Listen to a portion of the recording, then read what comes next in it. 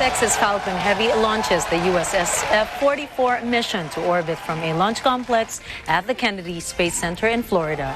The Tuesday flight was Falcon Heavy's third operational commercial flight and the first since June 2019. More details on this later in the news.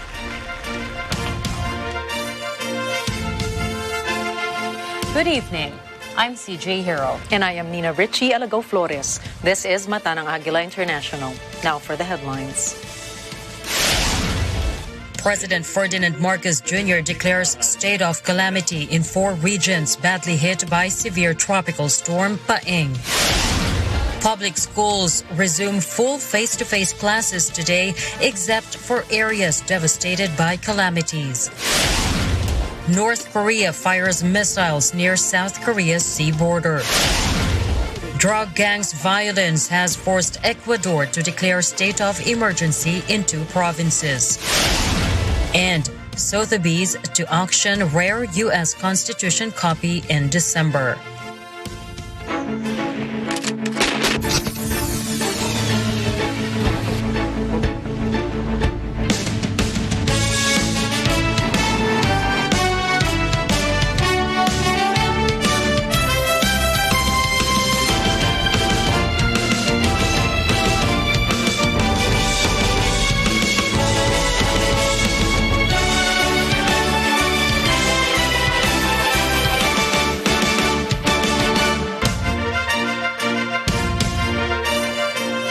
The reported casualties from severe tropical storm Paeng have risen to 121. The government also reported that at least 3 million individuals are affected by the typhoon's onslaught. Marga Bria reports. The National Disaster Risk Reduction and Management Council, or NDRRMC, has recorded 121 casualties from the devastation of severe tropical storm Paeng. Paeng also left 103 people injured and 36 others missing.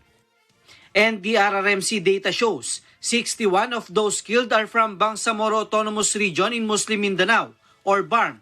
21 were killed in Region 6, or Western Visayas, and 12 at Calabarzon.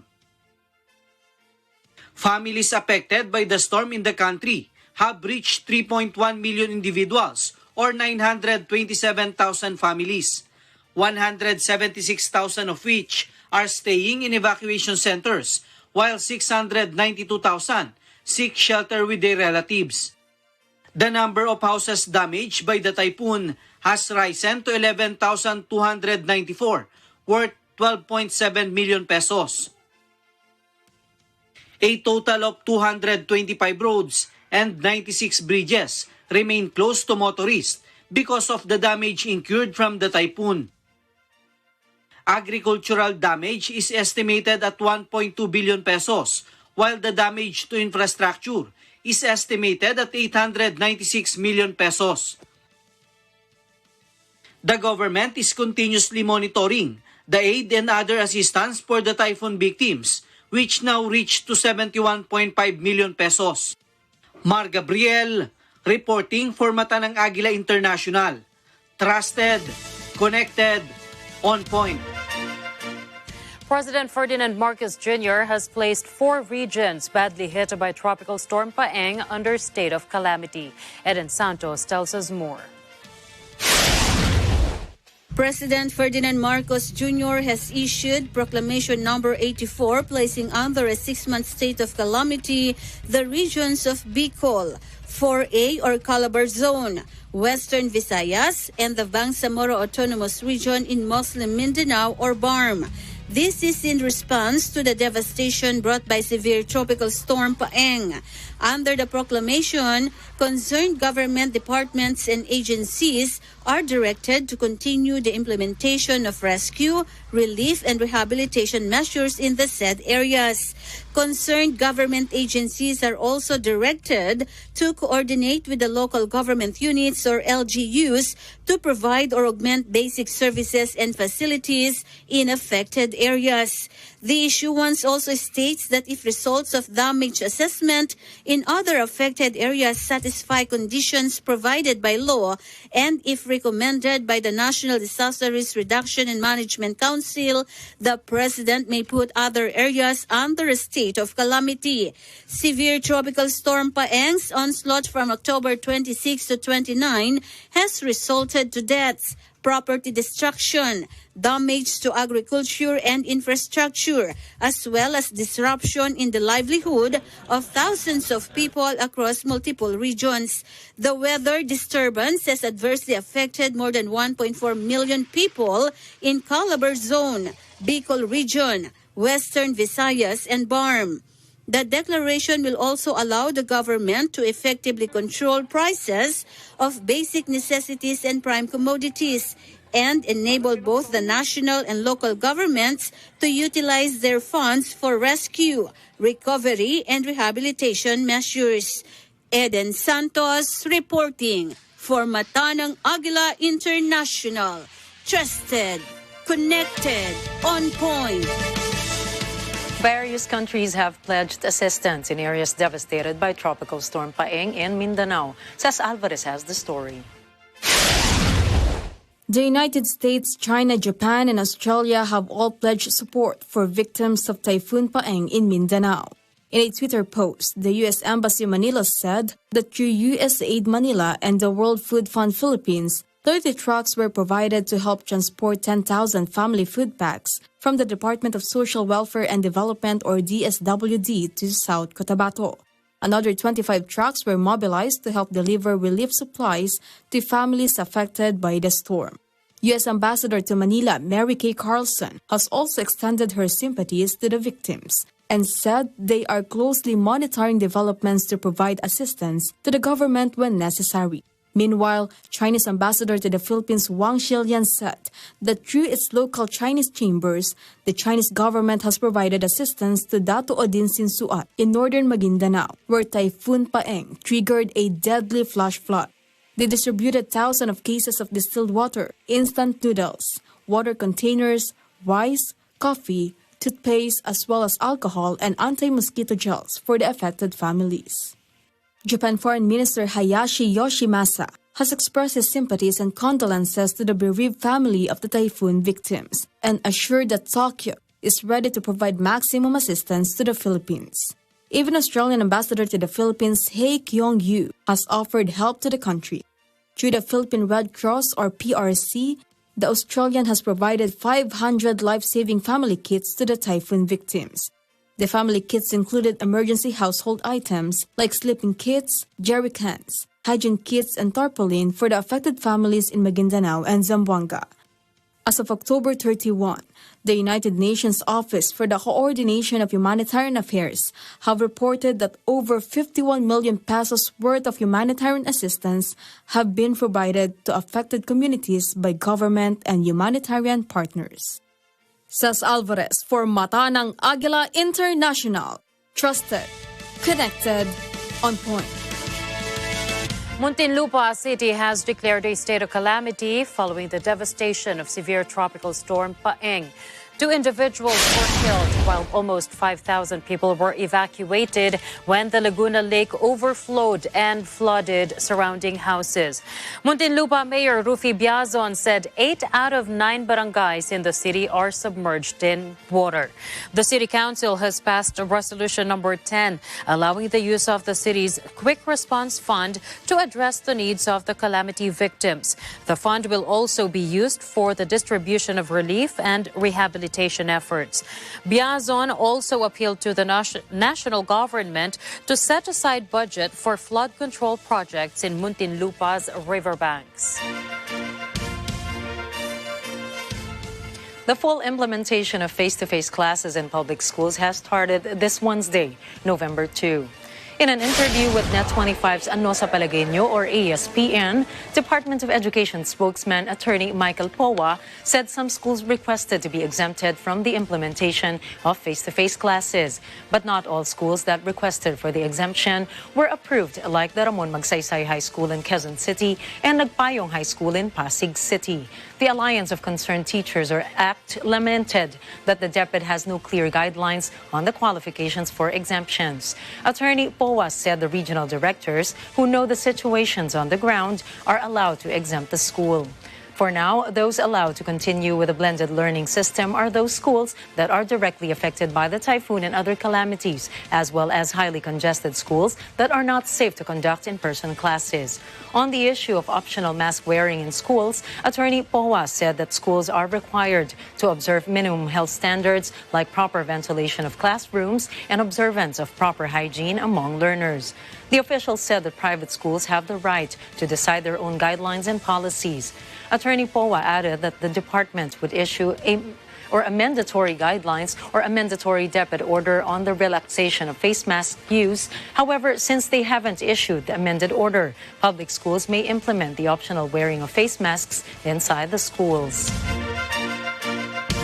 Some school officials are now reluctant to allow their schools to be used as evacuation centers during calamities. They accused evacuees or some evacuees have destroyed some school facilities. Man Corvera reports. During the onslaught of severe tropical depression Paeng, almost 5,000 individuals have been evacuated from the coastal barangay of Muntinlupa. Most of the evacuees were sheltered in different schools, serving as temporary evacuation centers. But as the flood subsides and the evacuees return to their homes, they left garbage and destroyed some school facilities. In Kupang Senior High School, 3 blackboards were destroyed. The monoblock chair used by the students was also destroyed. The school's principal, Ms. Jinky Santos, said the evacuees also picked up the papaya fruits, pulled out the pechay leaves, and 5 of the school's pet pigeons are lost. Even used diapers were left outside the classroom, even if there was a designated trash can. Sino matutuwa? Ang una ko nang nakadismayahan nun, yung hindi pa nangyayari po yung pisara, ha? Yung pinagkukuha yung mga bungang kuwan namin. Si pinaghirapan niya ng guro ko para ikuan. Andun na ako, hindi sasama loob ko kung yan ay nasira dahil sa bagyo. Pero kung yung bunot-bunutin mo lang, hindi ko naman din ipagdadamot yan. Alam ng aking mga kaguruan dito, if ever there are products of the garden, we give them for free. At kung sinong dumalaw dito at nakarating at gustong, binibigay namin po yan. Ang akin lang, sana pinagpaalaman lang. Mayado ko. Kasi, din yan. Kahit sino naman sigurong taong nasa posisyon ko magagalit or maiinis kahit sabi natin hindi ako galit. The principal said this is not the first time that the incident happened. During the onslaught of Typhoon Ulysses, the principal said the jalousies in the classroom windows were also destroyed. If they will be asked, the principal said they would not allow their classrooms to serve if this will always be the situation. Kasi pag ganito po na nasisira ang mga gamit, madadala din po kasi ang school na magpahiram. Kaya hindi rin natin masisi yung ibang school head na ayaw magpahiram kasi they are actually protecting only the school, which is their jurisdiction. Naman po, sa mga evacuees, kung halimbawang magiging evacuees ka o hindi man, ang hinihiling ko lang naman, disiplina lang po kasi ang kailangan dito eh. Ang school until now is still trying to rehabilitate, recover, at maiayos ulit ang building na yan. Kasi dyan nila madalas iniha-house ang mga evacuees. So hanggang ngayon, hindi pa po kami nakakabangon from that. And of course, the MOOE of the school, hindi naman po intended palagi sa repair lang yan. Hindi po kami makaka-operate kung doon ko lang babagsak lahat po ng budget ng school. Muntinlupa Mayor Rufy Biason said somebody would be accountable for the incident. The local chief executive is disappointed because of the evacuees' lack of discipline. So, kinalinga natin yung mga tao and then ito yung dinatnan natin pagkatapos. Kaya nakakalungkot. But at the same time, nakakagalit din, no? Dahil kawalan ng disiplina ang senyales nun. Pagbabaliwala sa proteksyon ng public property, no? Ginastosan niya ng gobyerno, inaayos yan taon-taon. May brigada eskwela tayo at ito'y pinakikinabangan ng mga bata. In their initial investigation, a 15-year-old evacuee is responsible for the incident. Biason is set to meet with the teenager and his family tomorrow, Thursday. Since the offender is a minor, he will be punished with community service. Gusto natin managot yung gumawa nito, no? Kung paano mang paraan para mapakita natin na hindi natin tinotolerate ang ganitong behavior. Hindi kasi para sa akin, hindi dahilan yung sasabihin, mahirap lang kami. Hindi tayo kailangan na gumastos ng malaki ng pag-aaral para lang maging mabuting tao. Hindi natin ang dapat siya managot. Kailangan ma-realize niya na yung ginawa niya merong pagkakamali. Biason said the local government has included in its agenda the construction of a permanent evacuation center. So tapos napag-usapan na namin how to move forward dito sa incident na ito na tingin ko dapat maging learning experience for everyone. Sa amin, no, sa gobyerno, sa community. Kasi kami, may mga nakita kami na procedures na dapat namin gawin o pwede namin gawin para sa susunod maiwasan ito. Mayan Corvera reporting for Mata ng Agila International, trusted, connected, on point. The family of slain broadcast journalist Percival Mabasa, or Percy Lapid, expects authorities to file murder charges against the mastermind in the killing before the week ends. Moira Encina has the story. The Department of Justice and the National Bureau of Investigation have identified names that possibly masterminded the assassination of radio broadcaster Percy Lapid, or Percy Mabasa, in real life. His brother, Roy Mabasa, went to the DOJ this morning for a case conference with Justice Secretary Spin Remulla and NBI Director Medardo de Lemos. Mabasa said murder charges will be filed this Friday or on Monday against those who masterminded the killing of his brother. We will await the final investigation na isusubmitin ng NBI at saka ng PNP. And by then, siguro makakapagbitaw na tayo ng mga pangalan, even siguro antayin na natin until Friday. Mabasa said the re-autopsy on the remains of the middleman June Villamor has helped a lot in the development of the case. Doon natin nakita na hindi naman talaga sa natural death yung cause ng pagkamatay ng isa sa mga middlemen. But yun nga, sinabi ni Dr. Fortun, binalutan daw ng plastic sa ulo. Malaking bagay yun in finding out kung sino pa yung mga gumawa. Based on the second autopsy results, a homicide case appears, or Villamor seems to have been killed by suffocation. Meanwhile, Mabasa confirmed that authorities would provide security for their family because of the continuing death threats they received. We agreed dun sa security, no, but not the WPP program itself. Kasi sa ngayon, nalilimitahan nga yung aming mga galaw bilang pamilya, especially mga anak ni Percy. Subalit kung ilalagay ko sa WPP yan, ay lalo na siguro silang makukulong. So ang iniisip namin ay bigyan na lang ng seguridad siguro. Nag-agree naman si Secretary Remulla even few days ago, kaya yun yung gagawin natin. Moira Encina reporting for Mata ng Agila International. Trusted, connected, on point. Inmates at the New Bilibid prison have surrendered 12,000 pieces of contraband, including illegal drugs, cell phones, and weapons. The inmates also surrendered to the Bureau of Corrections laptops, gambling materials, cigarettes, and almost 7,500 cans of beer. Bucor officer in charge Gregorio Catapang Jr. said the voluntary surrender of the inmates is in response to the dialogue and inspection of prison officials following the results of the second autopsy of the middleman in the Percy Lapid case. The second autopsy result showed there are traces of drugs in the urine of Villamor, and he had a cell phone that he used to communicate with the outside world.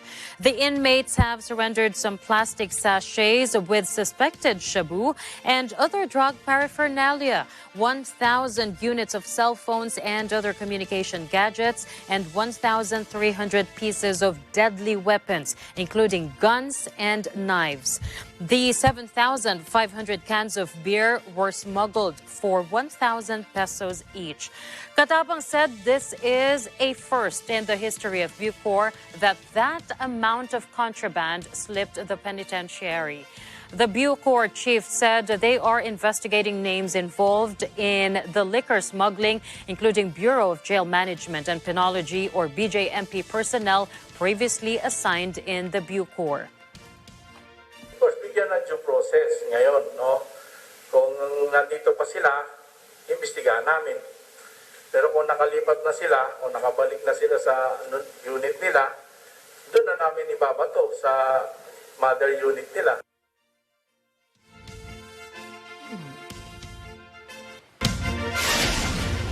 Up next, North and South Korea fire missiles off each other's coasts for the first time. Ecuador declares state of emergency after deadly attacks. And Belize prepares for tropical storm Lisa. Mata ng Agila International will return after a quick break.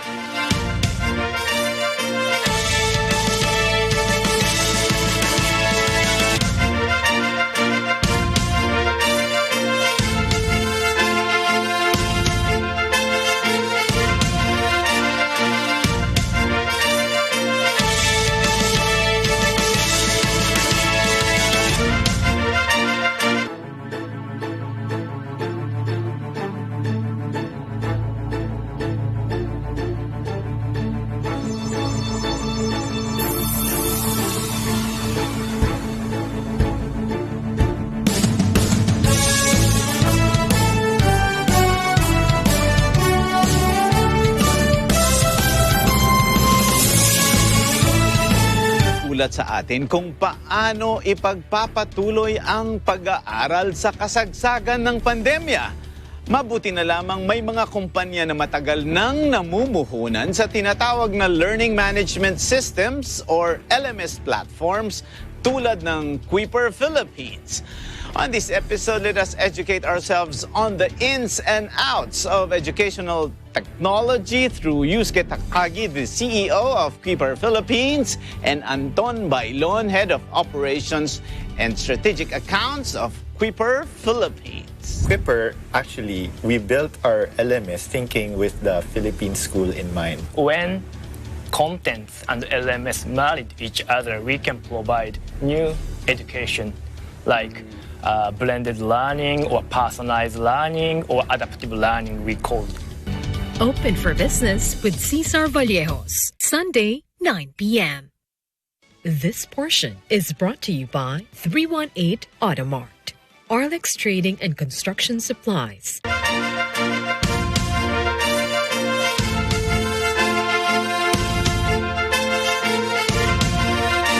The news continues here on Mata ng Agila International.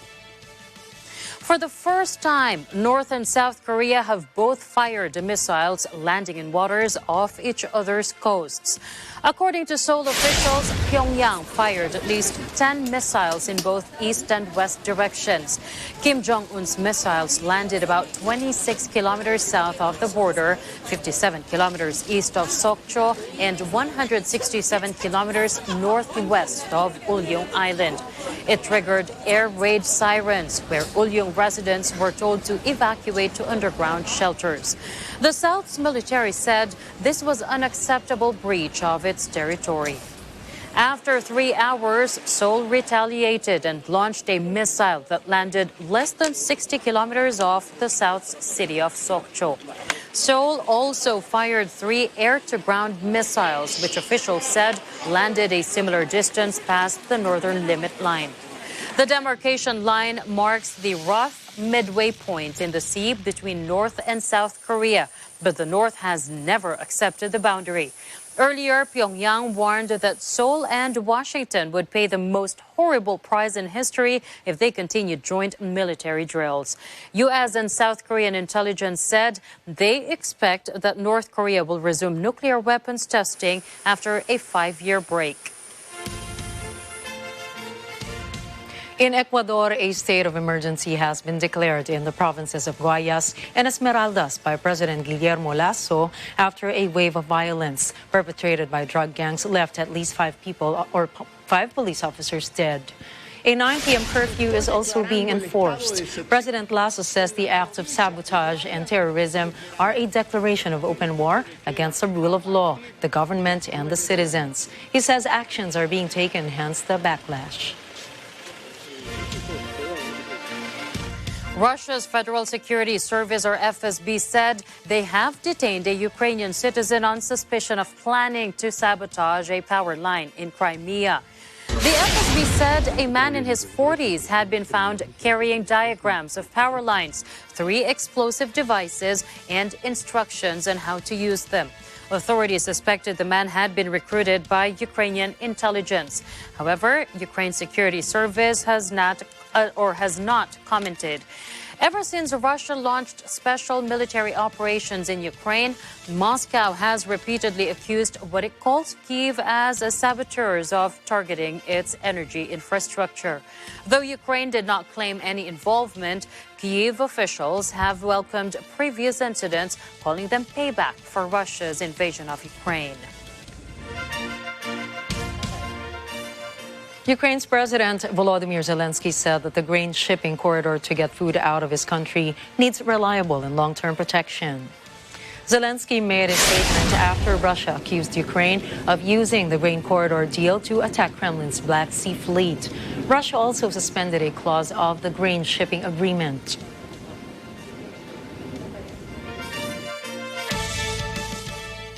Wooden planks on windows and sandbags on buildings are placed to protect Belize people as possible flooding may occur due to tropical storm Lisa. The storm moves into the Caribbean Sea, giving threats to hit the coast of Belize as a Category 1 hurricane on Wednesday night before continuing north to Honduras. According to Belize Secretary Jasmine Ayuso, houses and buildings near the coast are very prone to flood with a little rain. She added that renters and those who are not well insured fear flooding and other disasters.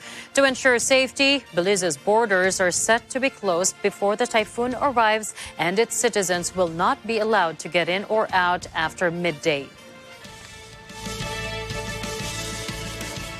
Israeli forces stand guard at the Maccabim checkpoint after a Palestinian man injured a soldier. The army said the man was neutralized at the checkpoint, but the Palestinian Health Ministry later confirmed that he had been killed. The dead man was later identified by the Palestinian Health Ministry as Habas Ryan, a 54-year-old man. According to the army, Ryan got out of his vehicle with an axe to attack the officer, who fired and neutralized him. As of now, the officer was reported seriously injured but was already taken to the hospital. The attack came as early results from a Tuesday general election in Israel gave a narrow lead to veteran right-winger Benjamin Netanyahu at the head of an alliance with religious parties and the far right.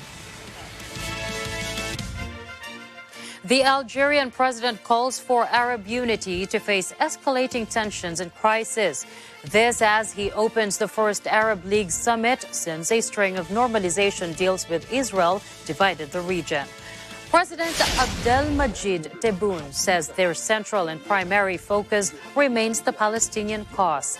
The Algerian leader also warns that exceptional global conditions are creating polarization and are impacting food security. He says the regional and international context is marked by rising tensions and crisis. He adds the Arab world has not seen a period in modern history as difficult as the one it is currently undergoing. Tuesday's summit, the first since 2019, had been postponed multiple times due to the coronavirus pandemic.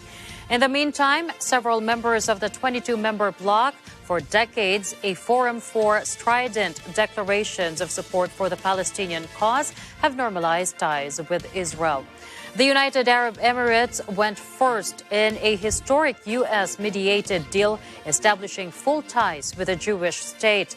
That sparked a similar accord with Bahrain, a provisional deal with Sudan, and a relaunch of ties with Morocco, helping rekindle the kingdom's decades-old rivalry with neighboring Algeria.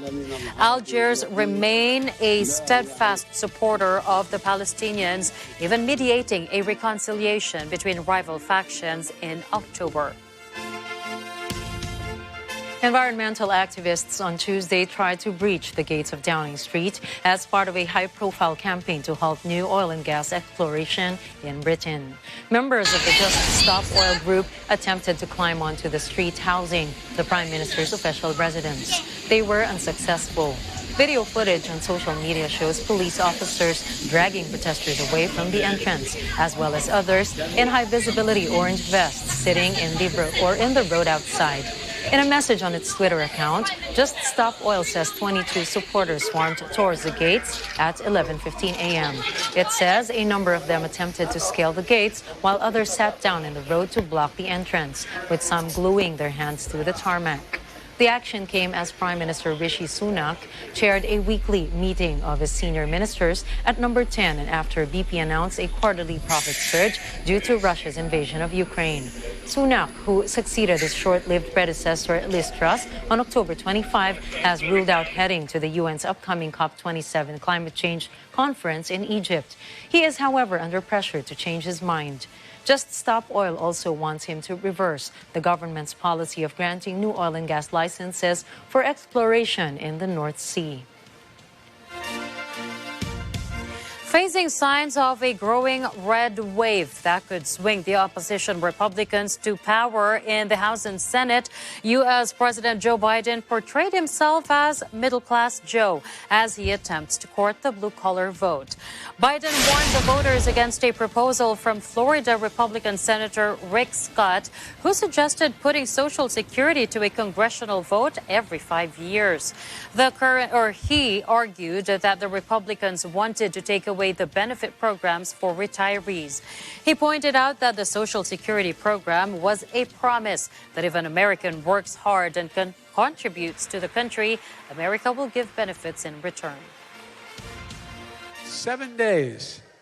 7 days until the most important election in our lifetime. You've heard me say it before, we're at an inflection point in history. It comes about every 5 or 6 generations. So much has changed in America and around the world that the decisions we make, the decisions you make over the next 2 to 3 years are going to determine the fate of this country, not a joke, for the next decade to 2 decades. There's a lot at stake.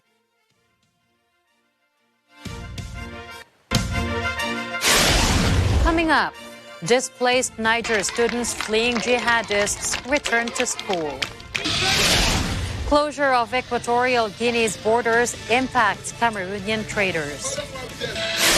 And Spider-Man and France arrest Peru drug dealers.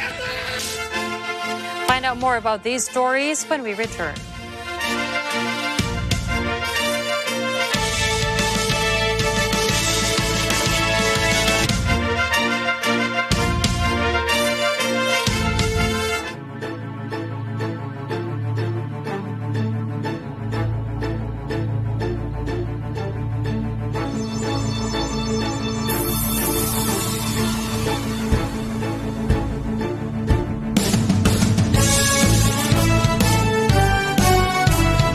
November 2 na ang full implementation ng face-to-face classes sa mga pampublikong paaralan. Samot-saring mga isyong kinahaharap ng ating sektor sa edukasyon. We don't have enough guidance counselors. Hindi ko po nakita yung preparation na dapat meron para masigurado natin na successful yung K-12.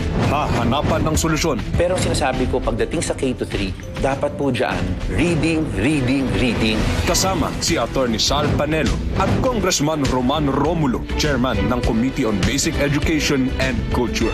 Sa Counterpoint, tuwing Miyerkules alas 10:30 ng gabi, dito sa Net 25. Para maliwanag, thumbs up po yan. Sa pinakabagong season ng Moments, siguradong mas maraming tawanan, ulitan, iyakan at chikahan ang inyong mapapanood. Kasama pa rin ang walang kakupas-kupas. Walang iba, Mommy Gladys Reyes Someru. Abangan ang lahat ng yan sa Moments.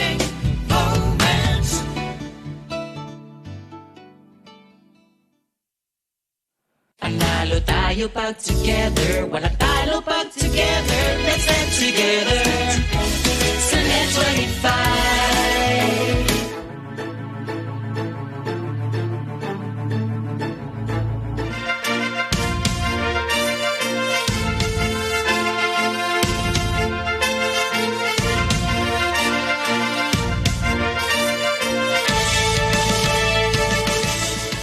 Hundreds of Niger children displaced by jihadist attacks are back in school after fleeing violence in their hometowns.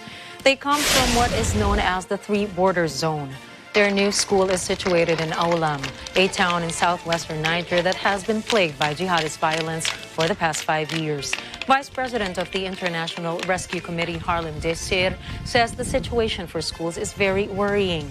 More than 890 schools have been closed in Niger, and as a result, many children have been grouped together in school centers. Desir says this makes it much more difficult to give the children quality education. Educational manager for Oalam, Moro Chaibu, says the children have been traumatized by the events they have lived through. He says some of them have seen their parents get shot or get killed. He adds these children cannot be left to deal with the trauma alone. They have to be cared for and be given some semblance of a normal life. Many Afghan schoolgirls resort to working in the country's saffron fields in the western province of Herat since the Taliban shut their schools for more than a year. Now, while the industry has always recruited women, this year it has seen a surge in female employment as more and more high school girls work in the fields. Looking on the bright side of life, students turned saffron industry workers say in this way they can contribute to the expenses as well as support their families. They say that since the Taliban have come, the schools have been closed. Girls sit at home, many of whom are depressed. Now they say it is good that work is available, a paid job which is a source of income for them and their families. Cameroonian traders living on the border with Equatorial Guinea are suffering more since the closure of Equatorial Guinean land borders. The borders were shut in preparation for the presidential campaign. The campaign will begin on November 3 in the small Central African country. Equatorial Guinea on Monday closed its land borders with Cameroon and Gabon. Vice President Teodorin Ndugema Obiang said the border closure was a way to prevent the infiltration of groups that may try to destabilize the campaign. Obiang did not give an official date for the reopening of land borders. Only airport would remain open. Many are taking prohibited routes through the bush to attend to their usual errands at the popular KOC market. The market is on the Cameroonian side of the border. In another story, a cholera outbreak in Lebanon is rapidly spreading, and the strain is very similar to the one circulating in Syria. Hundreds have been infected and several have died. Rosel Feria reports. A cholera outbreak in Lebanon has been reported to the World Health Organization and is currently spreading to every governorate in the country.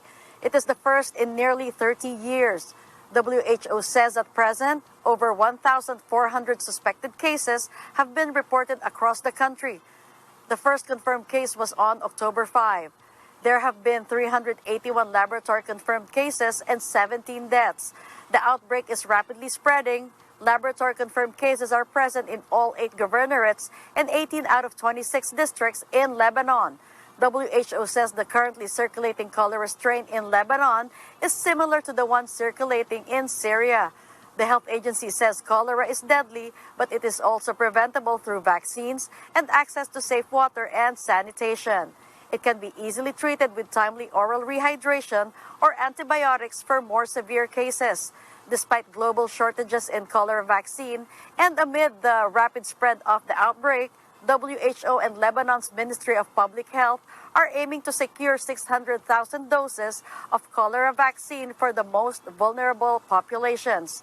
This includes frontline workers, prisoners, refugees, and their host communities.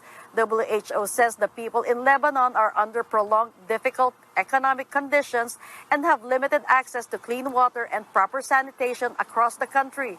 The migration of healthcare workers, disrupted supply chains, and unaffordable energy supply have severely weakened the response capacity of hospitals and primary healthcare facilities, which are now threatened by the growing outbreak and increasing caseloads. Rosel Feria, Washington, D.C., mata ng Agila International, trusted, connected, on point. Medicare, the federal health insurance for people 65 or older in the United States, says it is now offering improved benefits and lower premiums for the year 2023. Anna Cui tells us more. Medicare open enrollment is well underway and it runs through December 7, 2022, with changes taking effect January 1. With the inflation rate being at its highest in 40 years, it's even more important now for people who qualify for Medicare to review their coverage options, making the most cost-effective choice that meets their healthcare needs. More than 64 million people in the U.S. have Medicare, spending a good portion of their income on their medications.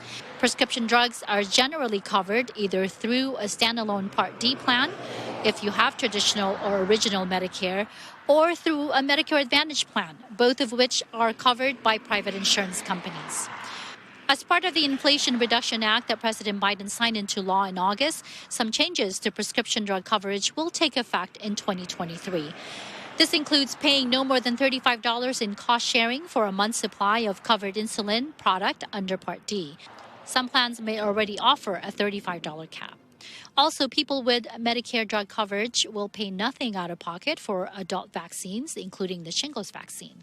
Additionally, the average monthly premium for standard Part D coverage is projected to drop to $31.50 in 2023 from $32.08 currently, according to the Centers for Medicare and Medicaid Services, or CMS. More cost savings measures intended to reduce Part D spending for people enrolled in Medicare prescription drug plan will take effect in later years. For example, in 2024, they will no longer have to pay cost sharing toward their prescription drug in the catastrophic phase, and they will benefit from an annual cap of $2,000 for out-of-pocket Part D spending starting in 2025.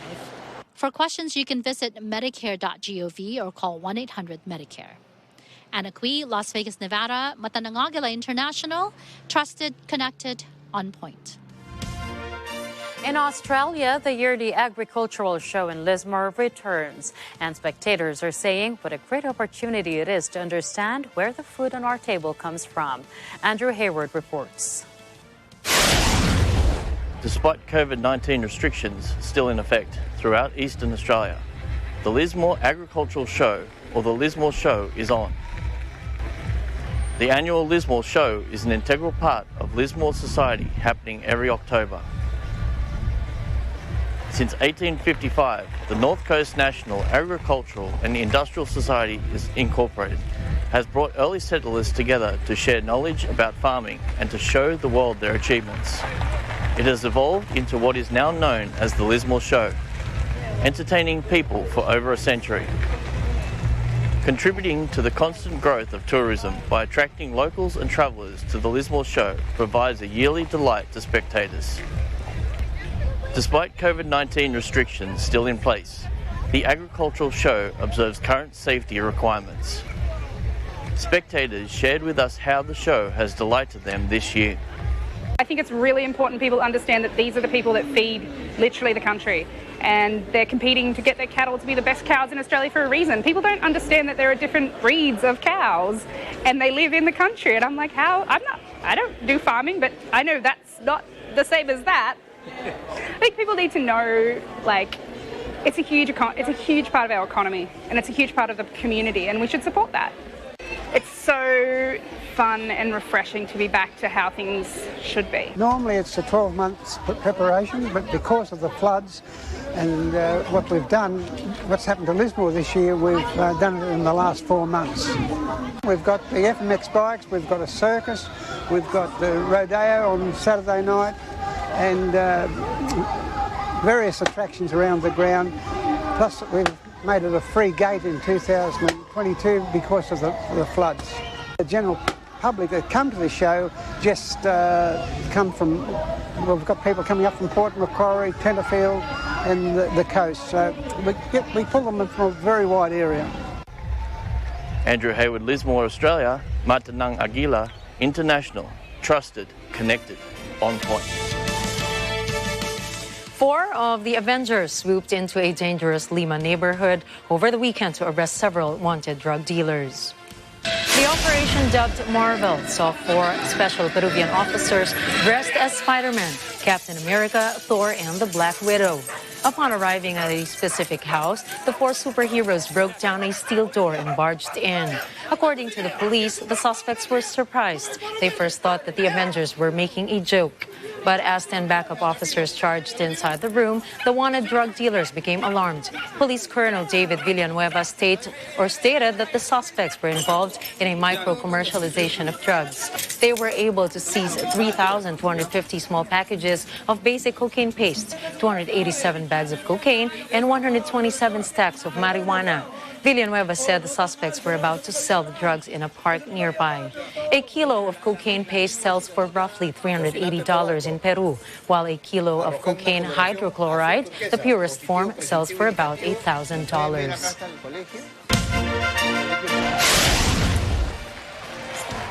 Up next, SpaceX launches Falcon Heavy rocket for first time in 3 years. Elon Musk reveals proposed price tag for Twitter blue check. And rare first printing of U.S. Constitution to be up for auction. More news from around the globe when Matanang Agila International returns.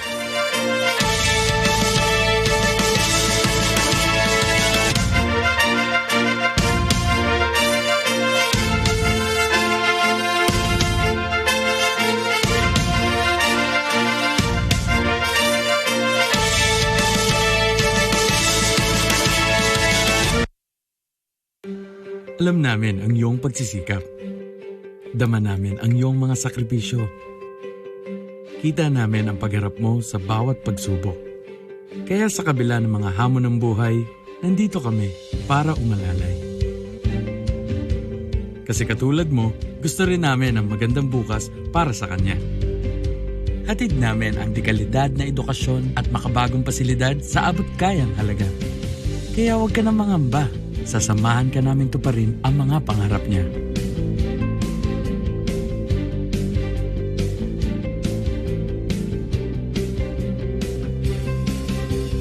Maaasahan mong sulit dito ang mga pinagsikapan mo. Sa aming mga makabagong pasilidad at sistema ng edukasyon.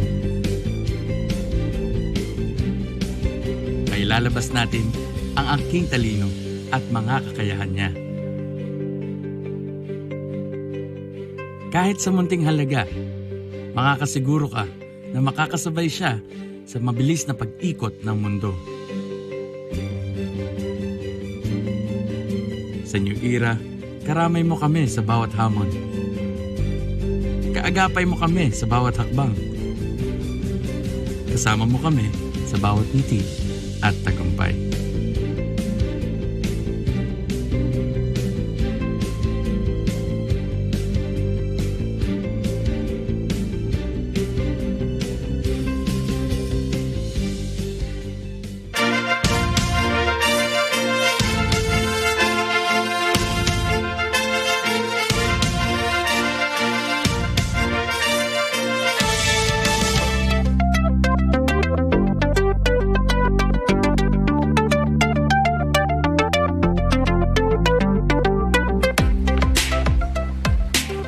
The long wait is over. After 3 years, SpaceX finally launched its heavy rocket from Florida, being the world's most powerful rocket. The transporting cargo for the U.S. Space Force mission, USSF-44, and the Tetra-1 satellite blasted off around 9:40 a.m. from the Kennedy Space Center.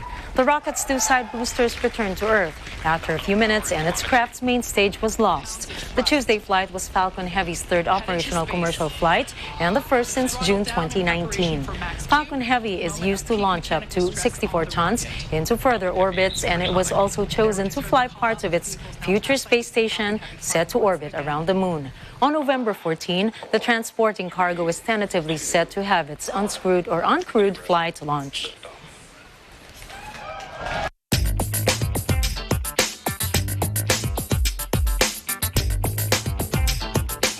New Twitter boss and billionaire Elon Musk said the site will charge $8 per month to verify users' accounts. Under the new plan, paid subscribers would receive Twitter's famous check or blue check mark that signals a verified or authentic account. Musk said Twitter Blue subscribers would also receive priority placement in replies, mentions, and searches. He added that the proposed price tag will solve the platform's issues with bots and trolls and will create a new revenue stream for Twitter. The billionaire also announced a secondary tag below the name for someone who is a public figure, which is already the case for politicians. Musk warned that if a paid Blue account engages in spam or scam, that account will be suspended. At this moment, the proposed feature will be offered only to public figures.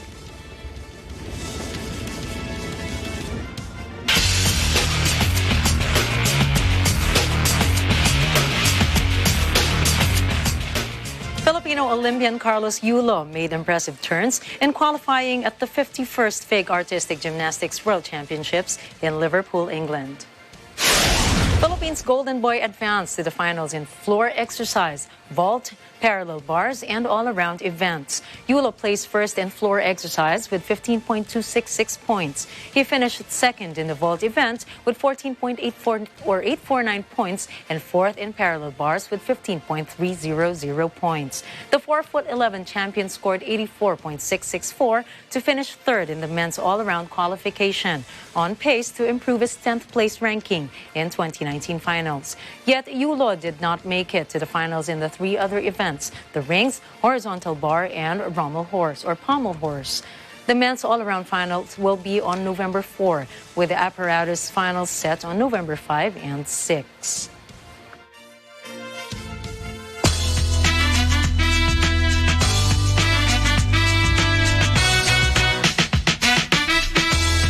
Now, how to be in two places at once. The Backstreet Boys and Westlife are set to hold concerts in Manila on the same day, or February 20 next year. The Backstreet Boys DNA tour will take place at the SM Mall of Asia area, while Westlife will perform at the Smart Araneta Coliseum. The Backstreet Boys are composed of Brian Littrell, Nick Carter, AJ McLean, Howie Doro, and Kevin Richardson. They have sold over 100 million records worldwide, making them the best-selling boy band of all time and one of the world's best-selling music artists. Westlife consists of Shane Fillon, Mark Vihili, Kian Egan, and Nikki Byrne.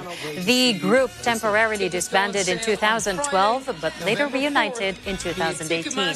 The group has the most consecutive #1 studio albums in a decade in the UK and Ireland for a band since the Beatles, and for a pop band and act since ABBA.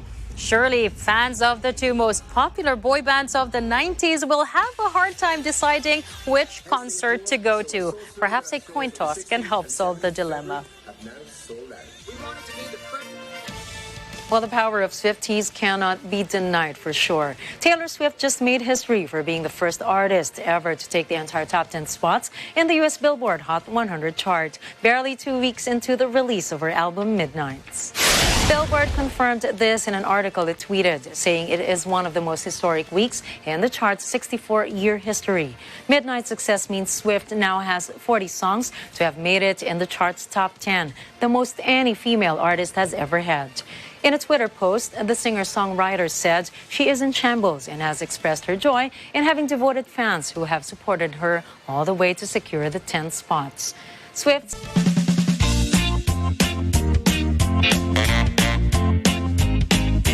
A rare rare first printing of the official edition of the United States Constitution will go to the highest bidder later this year.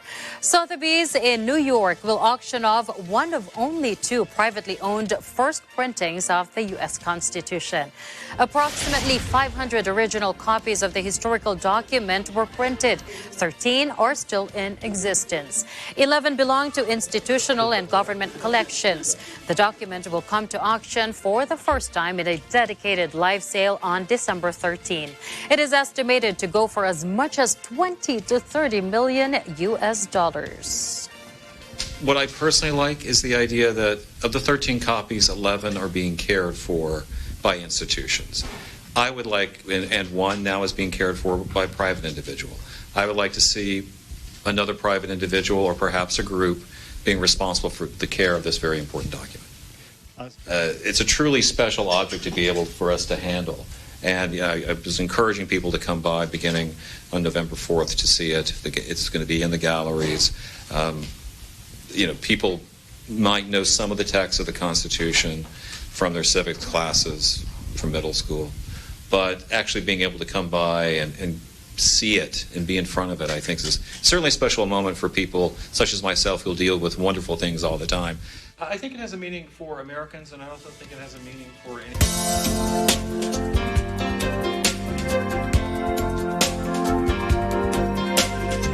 And now let's take a look back at some historical events that happened on this day, November 2. In 1914, Russia declared war on the Ottoman Empire. In 1949, the Netherlands recognized its former colony, Indonesia, as a sovereign state through the ratification of the Hague Agreement. And in 2004, George W. Bush was re-elected as President of the United States.